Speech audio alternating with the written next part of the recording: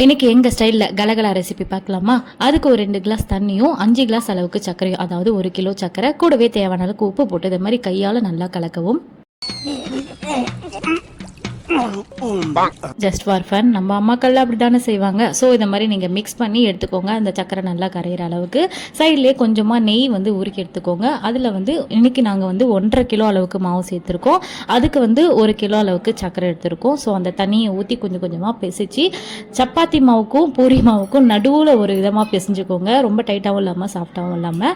So ஒரு அரை மணி நேரம் நல்லா ஊறினதுக்கப்புறமா இதை மாதிரி திரட்டி டைமண்ட் ஷேப்பில் கட் பண்ணிக்கலாம். உங்களுக்கு எந்த ஷேப் வேணாலும் நீங்கள் கட் பண்ணிக்கலாம். கட் பண்ணி இதை மாதிரி எடுத்துக்கோங்க. என்னடா மொத்தமாக இருக்கேன்னு கவலைப்படாதீங்க. இது எண்ணெயில் போட்டதுக்கப்புறம் தனித்தனியாக பிரிஞ்சிடும். எண்ணெய் நல்லா ஹீட் ஆனதுக்கப்புறமா அப்படியே கொஞ்சம் கொஞ்சமாக போட்டு நல்லா கோல்டன் ப்ரௌன் வர வரைக்கும் பொறுமையாக நல்லா வேக வச்சு எடுத்துட்டோம்னா சூப்பரான கலகலா ரெடி.